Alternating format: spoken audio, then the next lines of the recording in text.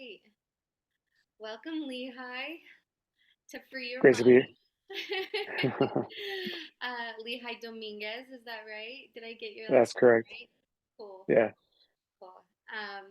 So the purpose of this interview, or it's not a podcast, but more of just like a show, is yeah. I was really kind of heartbroken by Twitch's suicide. Hmm. Um, that day I was like, we need to start a conversation about mental health and an open Hmm. conversation about it. And um, so I just was like, you know what? I'm going to interview different people that are big influencers and that have Hmm. gone through their dark night of the soul, is what I call it. Yeah. It's like this, like, oh shit moment. I have the chance, or I have the opportunity, or whatever. It's not the chance, but to check out of this place. Like that's an option for all of us, and or we can choose to be here and make a difference in this world.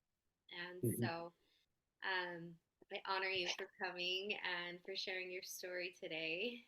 I know that we really heal through stories. So um, thank you for being vulnerable and sharing your truth. I'm happy to be here. It's exactly like you said. I went through my dark night of the soul, and yeah, you're literally peeling all the layers back. You know, everything that you've learned, everything that we've been programmed with from like society, family, for me, religion as well. Yeah, and then you just have to like revisit it, like go back to the darkness, I guess. So. I think so. I don't think we can. It's kind of the natural way of being a human on Earth is we've Mhm. got light and dark. I'm gonna just admit people coming in as we get them, so we'll just kind of hang out here for a minute. And I'm gonna just mute them as they come in. We're gonna do some Okay. questions and answers at the end. Um, but we got beautiful Jen Keuchel on here. She's a amazing Good job. broker. She has a nonprofit that help. She has her own fair share of suicide in her family and is very passionate Mm. about helping other people and raising funds to make sure that people's mental health is there. So, Jen, welcome. Hi, thanks. I'll mute myself. Good to see ya. You look beautiful as always. Oh, you too. um, so this is Lehi, and we were just barely starting on the topic of getting through the dark night of the soul. And so I was just barely introducing him, and I want you to kind of tell us your story, like what happened. Like, just tell us a little bit about you, and then we'll go from there. Okay. No, so I grew up in a very small community, in New Mexico. And so basically a lot of my childhood was based on trauma, coming from family, coming from a religion, and the things that you understand now, like self-love and focusing on your mental health, making that a priority. Those are things that, for me growing up, not having an awareness of it, um, that go and also going through my own traumas, issues that I had with my dad, uh, the generational trauma, right, that's just passed on forward. And so that, and I guess a big piece for me, a part of my journey, was just understanding at a young age that I was unique.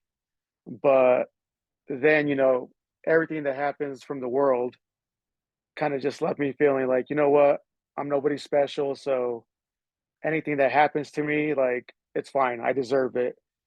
And that pain, that guilt came from religion, you know, because on one side I'm thinking about dying as a kid, wondering like, what's the meaning of life? What happens after we leave? And then here's religion saying, hey, you can live forever, right? So just a lot of confusion, things like that. And then the issues that I had with family, it just it put me down a path where I always felt like life was just happening to me, right? Um, Everything that was happening to me, like it was, now I understand that, hey, life isn't happening to you, it's happening for you, right? Back then, it was just like everything's happening to me. Why is this happening to me? God, I thought you loved me. So just all this anger and, just shame, right? Mhm. And so then I joined the military because I wanted to leave home. I wanted to run away, basically running from all my problems that happened to me as a kid. And the military, I could just leave. I can, recreate who I am. And everyone that knew this old version of Lehi, like that wasn't going to be it anymore. Does that make sense? Totally. Yeah. Did it work? So what's that? Running Did it away? work? Yeah. Oh no, no, um, no, in the military, like it added on, so as a man, from a young age, you're taught to be macho, right? Like it's very much that machisto attitude that we call it in Hispanic culture. So, just not understanding what it meant to be like in your divine masculine state, not even understanding what that meant. You know, I was basically being influenced by everything, and it just, like I said, it took me down a very, very dark road. Um, and so all my relationships, things like that, things that were tied into religion, my upbringing, um, I had a lot of relationships fail, and it stemmed from me not feeling worthy, and that stemmed from religion. Because in religion, like you're taught, oh, to be worthy, you got to be you have to be an outstanding man. You have to live these church values, and you got to follow all these rules to be considered worthy, or at least that's the way I interpreted it. Um, and so, not feeling worthy because of my relationships with women, things like that. I never had any self worth. So, and I had no love for myself because of stuff that happened to me and as a child, right? That's crazy to Uh, me that, yeah. because I mean, knowing what I know in, like, I do a lot of suicide prevention work and Mhm. charity work, and the two demographics that really show up in that is Hispanics or men of color Mhm. and people in religion. Are you? Mhm. It's LDS, right? You were more Yes, yes, so double whammy. Like there's no yeah. way that you can really, go into that feminine side of yourself and Mm. still feel safe. So that's kind of crazy that, you had all the odds against you. Yeah. So what did that look But like? what's that? What did that look like? What happened? So just a buildup of all that, going into the military, becoming like super disciplined because that's what a man in the military was supposed to look like, right? So I just kind of became hardened over time. All of the things like, all your challenges, obstacles that can transform you, to me, they just seem like punishment, right? And so I just learned to really shut everything in and just try to forget about it. Because for me, it was always like, hey, there's always someone that has it worse than me. So I never allowed myself to feel, I never allowed myself to like feel traumas, try to work through them, and try to understand, who I was, who I wanted to become. Because for me, it was always like Lehi's attached to all the past. Anything bad that happened to me, like that's who I am. And there's never really a clear understanding of who I was based off of my own truths. Mm, And that was because I didn't know my truths were, right? right. Take me Yeah. back on your timeline. Like, what year was this that you joined the military? So I joined the military in 2003. Mm-hmm. Sorry. You're good. Yeah. So no, I joined in 2003 at 18. And so basically, like 2 weeks after I graduated, I was on a plane to Illinois for Navy basic training. Oh my God, that's still a baby. Yeah. Dang. Yeah, so I had like no idea what the military was. I didn't even know what went into it, right? Because in the community that I grew up in, really small farm town. Um, like you could walk through my town in 5 minutes, right? Really? Yeah, and so really like there is no outside influences like there is today. Social media where you have access to like everything, see how other people are living, right? Hmm. For me, I grew up really sheltered, so it's really like any kind of trouble I got into, like everybody knew about. Um, and you were just, I grew up, you're just expected to be a good kid. And my dad, he was really strict disciplinarian. He got it from how he was raised, in the Mexican culture. And so for me, anything you do wrong, you just get a beating, right? So that was the way of teaching discipline or teaching you how to learn your lesson or whatever. Um, so in the military, it didn't really translate really well because I had a lot of anger going in. And so any kind of adult disciplinarian that, resembled the relationship with my dad, I was always in a fight mode. It was always just like, my way of answering things is fight because I didn't understand what triggers were, right? And you're such a So, lover now. oh yeah. So crazy to see. I can't even imagine it. But to wrap it all up, because it's a long story, so after I got married, I lived a very religious marriage where I honor my wife. I go to church on Sunday. I go to the temple. I pay my tithing. Basically following all the commandments. And in the church, really the only grounds for divorce is like cheating, right?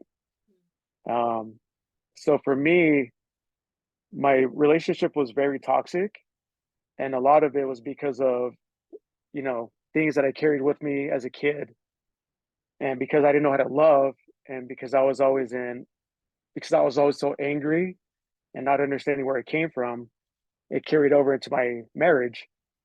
But for me, all I could see was, hey, I'm a good man. I'm a strong Mormon. I'm raising a family. I'm in the military. I'm doing all these things. So, she should be able to see that and honor me. And it wasn't like that. It was basically like two bulls colliding, right? We couldn't talk about anything because I didn't understand how Lehi worked. So after my divorce, things really started falling apart for me. And then I got in a head on collision. And so the officers told me, you shouldn't be alive. Like, if the cars didn't hit the way that they did, you'd be dead. And I walked away from that crash without a scratch. But it triggers something inside where, you know, I, I started having anxiety. I started having really bad depression. The fears of dying came back that I had as a kid. And it really just made me question, like, what am I really here for? What do I believe? Do I believe in the church? If I do, why? And that's kind of what took me to my dark night of the soul, where everything that I held, I had this strong belief system built on the church. I'm going to live forever. I just got to be a good person. And through my dark night of the soul, it literally broke down everything that I ever believed in. And it took me down that rabbit hole where I really had to confront everything. I had to confront my relationship with my father, my brother, um, all those failed relationships where there was a lot of hurt and pain. I had to go back, forgive everything, right? Um, but the beautiful thing about the dark night of the soul is that once you go through it and you start moving forward authentically as your true self, you're reborn, right? Yeah. What year was that? That was 2016 to 18. Dang. And, yeah, and it kind of went forward into COVID year where that's where I had the worst depression, and even depression. I have really never understood mental health issues. So not even knowing what the signs were, and then just going through every day with like numbness. And the only thing that was moving me forward was my love for my daughter and really her. Like my daughter was my whole world. What's And her name? so Tatiana, Cute. How old is she now? she turned 7 next month. Aw. Yeah. So she became my purpose. She became my why. Just wanted to be a good father for her. And that's really what started helping me transform was where I was like, you know what? For me, it should just be about becoming the best version of myself and being the man that my daughter can be proud of. And so that really helped me come out of that depression, come out of that funk, and just, now going through that and, understanding all my triggers, my trauma. Now for me, it's just everything I share is about, teaching people that through your pain, through your hurt, you still can become the best version of yourself. Yeah. And yeah. Um, yeah, I think that, in the dark is when we get to see easier. Like I'll go into a dark room Mm, just so I can actually like see better. I don't know how to yeah. explain that, but I had a question for you that just like totally escaped. Oh, it's kind of a loaded question, but have you Mhm. ever in that dark night of the soul, did you ever feel like you wanted to leave the planet? Like did you have thoughts of suicide or are you one of those people that have never thought about it before? No, early in my Navy career, I thought about suicide. Yeah. Um, so like I said, I mean, uh, I'm sure I've had anxiety before, things like that. Just never understanding what it meant. Like, now I understand like any kind of anxiety or any feelings. That's just your body talking to you.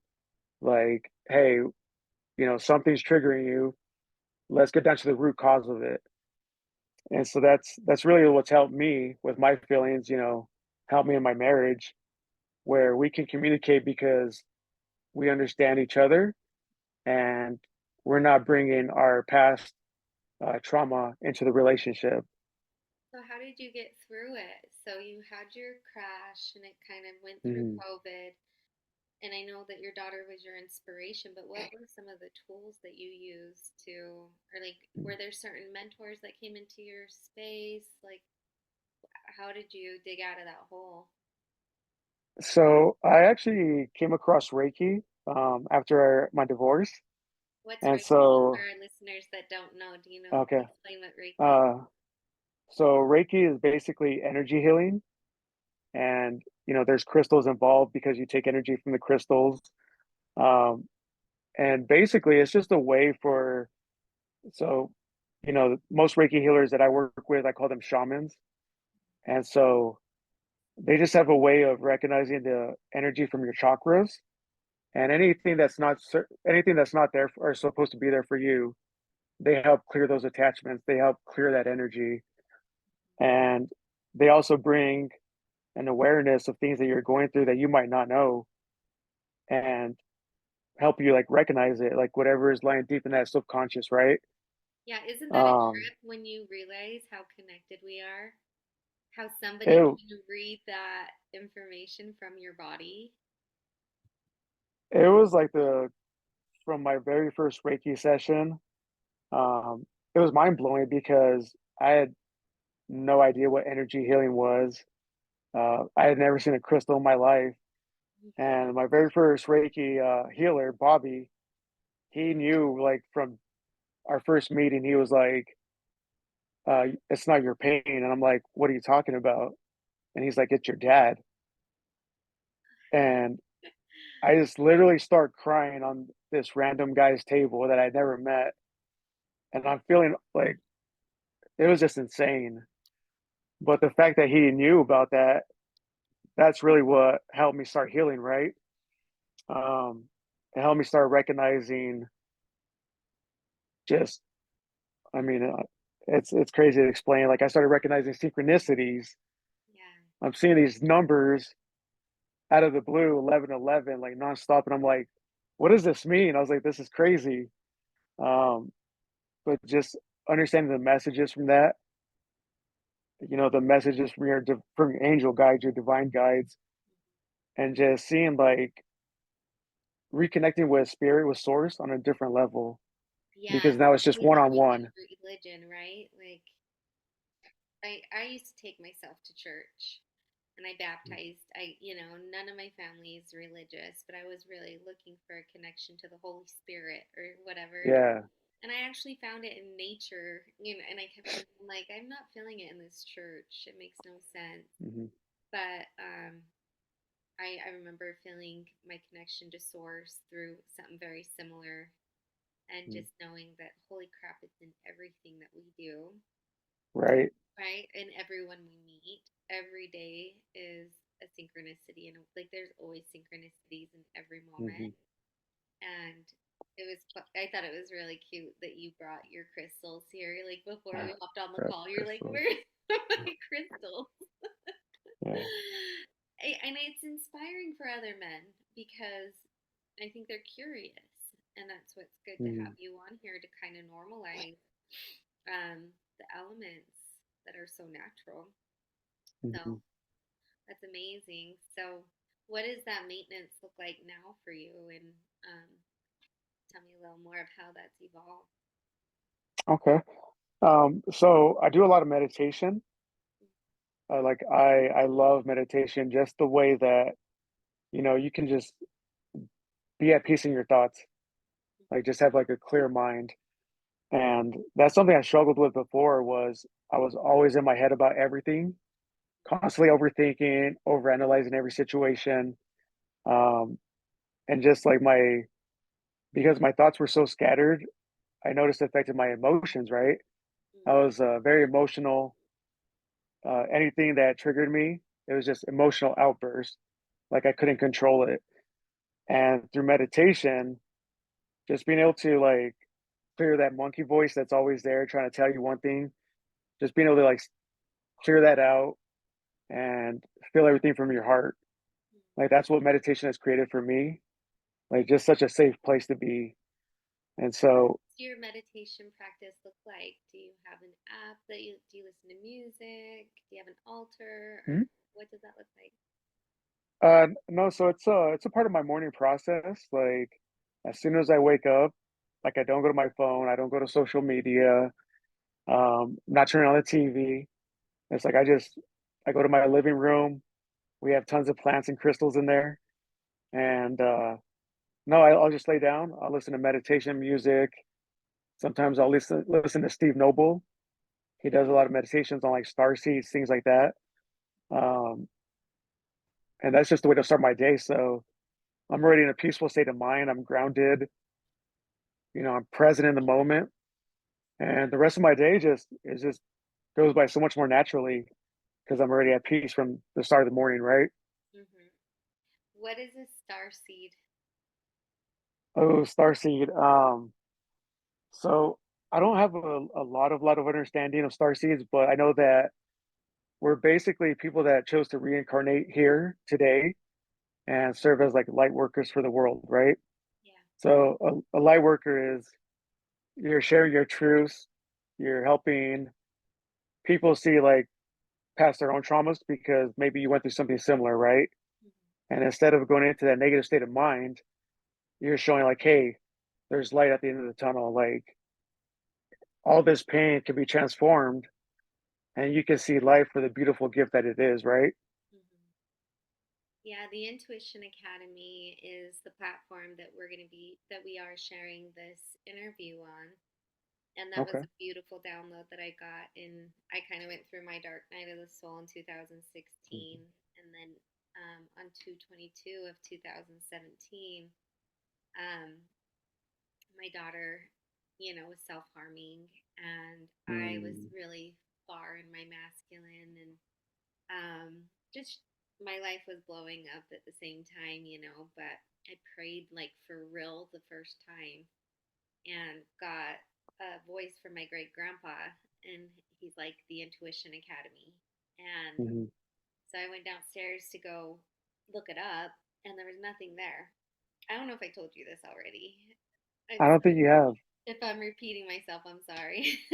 Uh, But so I go down, I reserve, or I don't reserve it. I look it up. There's nothing there. So I mhm, hear his voice again, and he's like, "Reserve it." So I get the social media and everything signed up, and I'm pouring myself lavender tea just to kind of calm myself because get okay. ready to check my daughter into uni the next day, and Mhm, I don't know how to help her.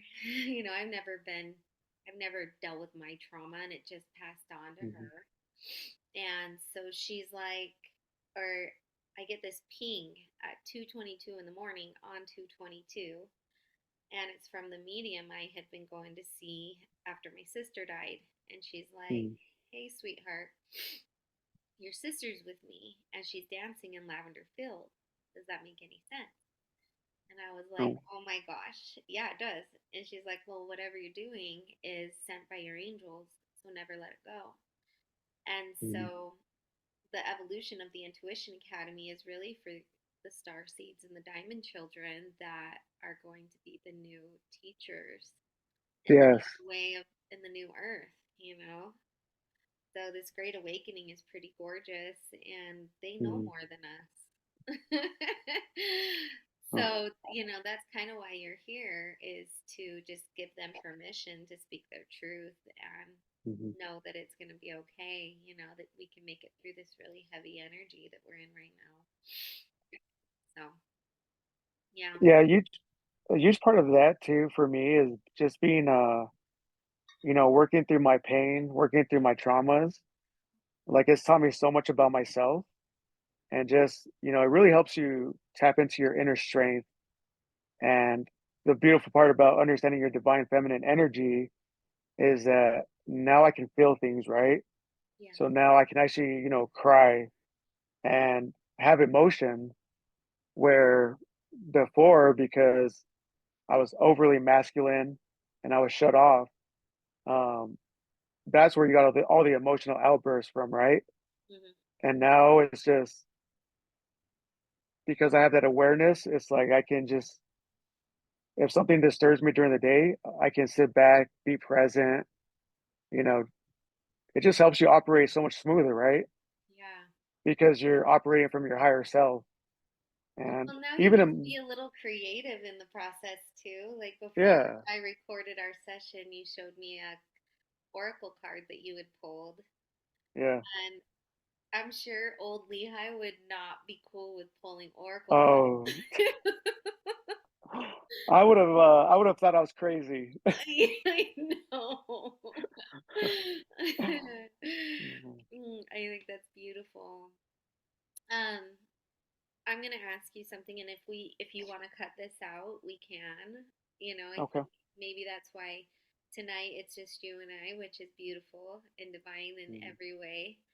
But you just went through something really hard in your life, like over the last couple Yeah. weeks, and you can share with us what you want to share. But Okay. oh, I'm gonna cry. Shoot, why can't I make it through these without crying? Um, do you feel like some of these tools helped you get through another layer of trauma? Like maybe Mhm. you probably would have handled that a lot differently without meditation and Reiki and all your tools. Yeah. But do you feel comfortable sharing with us what happened? Uh, yeah. So I went. Yeah, me and my wife, we went through a really painful experience together. Um, what I can share is that it is something that I've gone through before in past relationships, and just having it come back now at a time where I'm at peace. Like I feel like at peace in my life. I feel at peace with where I'm at. Career. I'm at peace in my marriage. Just everything has been going so good, and then all of a sudden I have this, I mean, huge challenge just come back into my life. And this time, because it happened with somebody who I see as my twin flame, someone who I'm connected to. Um, the pain was just, it was a lot more real, and it dug really deep to where I kind of found myself like old Lehi, where I'm questioning source and, just being like, hey, I'm doing everything I'm supposed to, right? Yeah. Like I serve from a place of authenticity of love. Why is this happening to me again? Um, but the tools that I've learned from past experiences, through being able to meditate and, actually sit with my feelings, um, it just gave me a lot of hope that, what I've already experienced so much in my life, that this challenge is going to make me stronger. It's going to make my relationship stronger. And what it did for me, number one, was it showed me unconditional love, because seeing all the pain that my wife was in, and knowing that the best thing that I can do is just be there for her, not on a sexual level, like on a soul level. And just seeing how much love I had for her, and seeing, because of all the pain that she was going through, um, it was a beautiful feeling, because even in one of the most tragic moments ever, I still felt love on such a deeper level.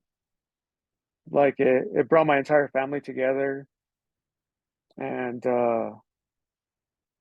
yeah, just I think that's my number one message. If you deal with mental health, is just knowing how strong you are, knowing that you're worthy, and just loving yourself on a deep level. Being able to look yourself in the mirror and knowing like, hey, I love you, like I'm proud of you.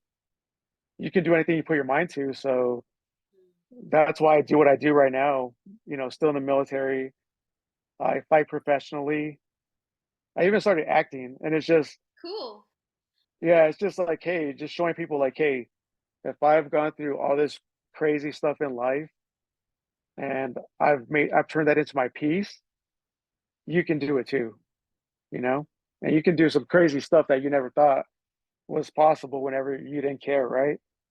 I think an important piece that I want to kind of go back to is that, like, anger is still an emotion and it's okay to Mhm. feel it. You know what I mean? Yeah. It's not okay to trap it in our bodies because that's what causes dis-ease, but to Mhm. move through it, because once we let it flow through our body, on the other side of that is peace and joy and love Mhm. and harmony. And but to not like suppress it, but to allow it to move through you is kind of the key. Like Mhm. don't try and pretend that it's not going to show up, because it's just human Yeah.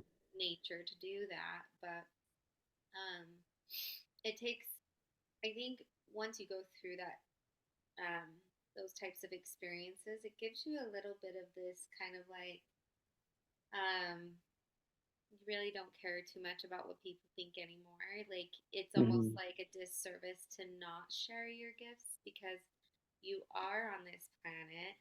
There's a bunch of angels up there that would die to be Mhm. here for this experience and to have this crazy fast experience for their soul.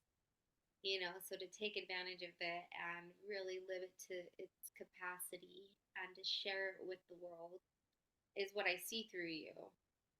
And that's really cool. And that's why I wanted to have you on here, because you live it, you breathe it, and I know you have your down days, but um to share your truth is really cool and inspiring. So thank you for doing that. It makes huge ripples in on the Yeah. planet. So Well, it's just like, as a man, you're always taught to be tough, right? yeah. And even now, like, if you don't know me on a personal level, people are like, "Oh, he's a fighter. Oh, he's a soldier. So he's probably like your tough guy, right?" And I'm like, "No, like, being a man, you can be tough, but you can also be gentle, right? Mhm. You can also be loving and nurturing. Um, you can share your experiences, right? You can show emotion. All those things that you're taught as a kid is not what a man is." And I'm like, "No, like I love sharing, what I'm passionate about. I'm passionate about helping people and helping people grow through their experiences. And so, and there's nothing wrong with it, you know? Right. Hold on just 1 second, okay? Okay. Tucker. My son just got his hair done. Oh, okay. And he started to open the door, but hold on 1 second. We just shut it again. He's 13 years old, and he, um, it's going to be really cool to see these kids, these star seeds and diamond children, being raised by Hmm. parents that aren't shutting them down, you know? Yeah. And he sees auras, but not only does he like see people's auras, but he can like tell what they smell like and their texture and all Mm. those things, and it's just so cool. Yeah. So yeah, so he went and got his hair done today, and he wanted to show me. He can wait. Nice. So it's amazing. Our kids are cool and are teaching us so much, and Hmm. I think those are kind of because they're so close to the veil, they're able to teach us more than like people who have been on this planet longer, that have been Yeah. asleep for so long. So it's going to be fun to see what this next generation brings to our planet. I'm excited about it. Nice. Yeah. Yeah, it's going to be good. Well, what is there anything you want to tell like our listeners or the viewers? What kind of advice would you give them if they're going through the thick of it right now? Because like I do ketamine guided treatments. So I'm a guide Hmm. for people trying to overcome depression and anxiety through that tool. And there's just sometimes where there's just nothing I can say. There's no amount of medicine. There's nothing anyone can say to them, and they just feel like it's over. And I Hmm. know, like, in those moments, like, do you have any advice to give, especially for men? Yeah. So, if I just speak on everything, so as a kid, I was told I was going to make it, right? I was told that I would never amount to anything. And, everything that I've gone through in life, being overseas, being at war within, suffering with carrying other people's traumas and their pains, and still being able to just see how beautiful life can be and just being able to transform yourself, to heal yourself, to be in touch with yourself. Like everything I went through happened for me, not to me. And that's what I always tell people, like nothing is happening to you. If I didn't experience everything that I did growing up, like I wouldn't be who I am today, right? And that's why, like for me, it's just like never give up. Always speak kind to yourself, and take time for self care. I love to journal. I love to meditate. I love nature. For me, like that's therapy. Just being connected to like nature. That's one of the best feelings ever. So um, just be kind to yourself. Like don't compare yourself to other people. Like you're on your own journey, right? Yeah. And I heard like the more, earlier, sorry, not to cut you off. uh, are you good? Something's coming in real strong, and you said earlier is like if I can do it, then so can you. Hmm. That I think that all the time. I'm like, well, if he can do that, then I can do that. Yeah, Somebody's been through this, yeah, and I can get through it too, right? yeah. Sorry, what were you gonna say?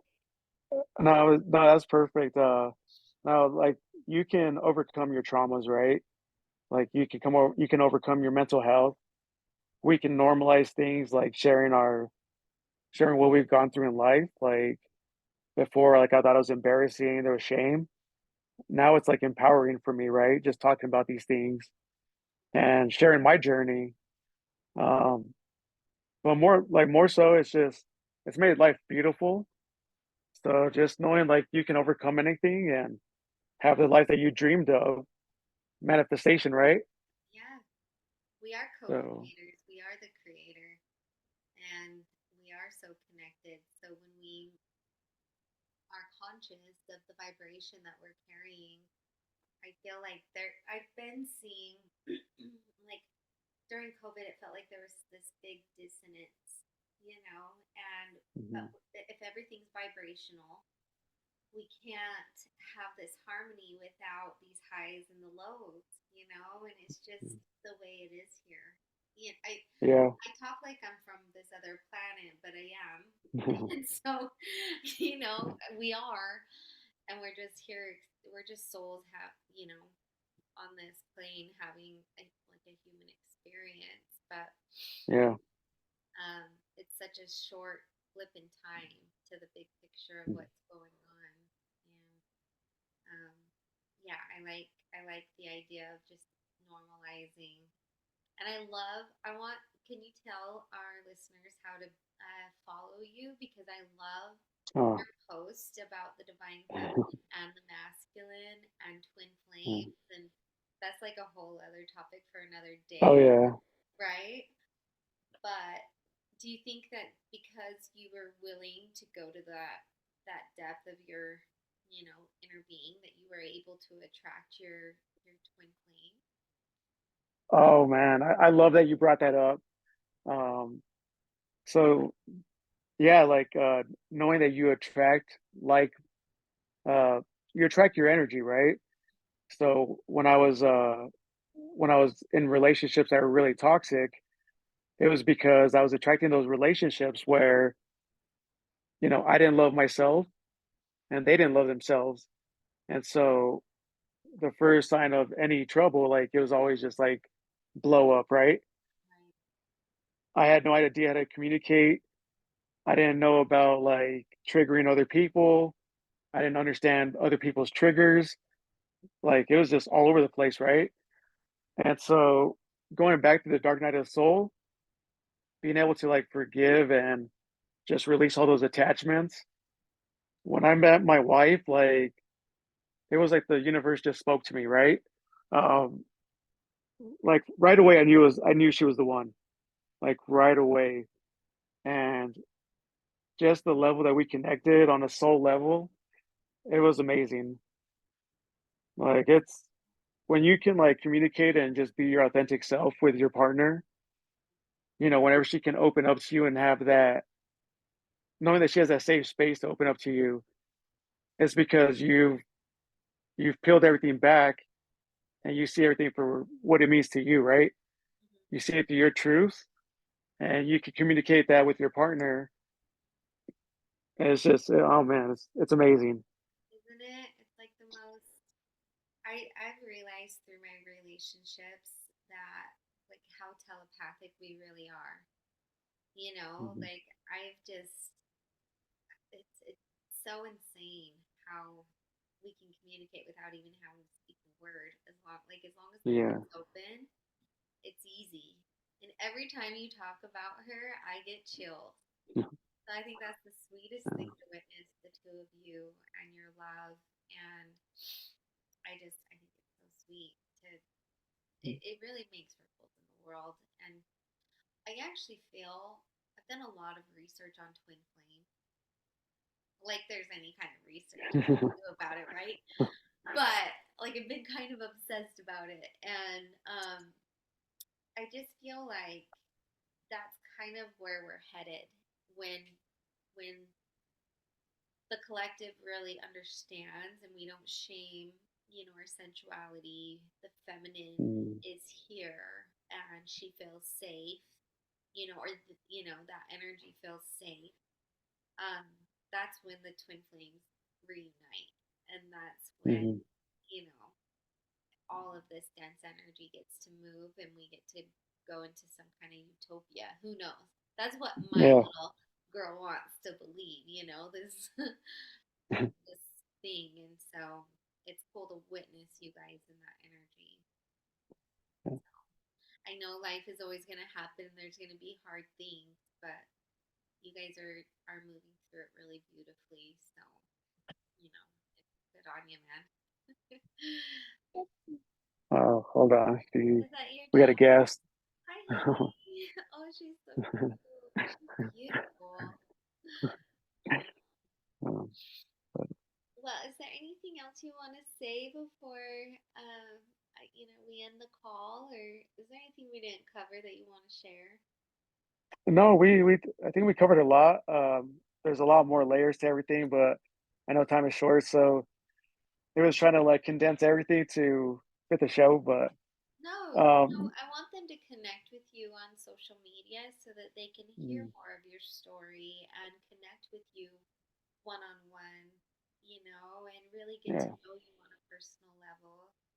Um, and hopefully you get to share those layers a little bit deeper. So, mm. yeah. So, where do you like to meet people on Instagram, or what's your favorite place to connect? Instagram. So it's the real Lehi Dominguez. Um, I had to put the real because actually someone catfished me or used my account I've been for seeing catfish. that a lot of. Yes, You're getting catfish all over the place. it's yeah. Someone posed as me for 8 months. This lady like was about to marry me. And it was just like it was crazy. But so it's the real Lehi Dominguez, and that's where I post a lot. So Yeah. What are some of the stuff you share? Like, what can they find when they link up with you? so I eventually want to write like a book about my life. But right now I'm just kind of sharing blogs.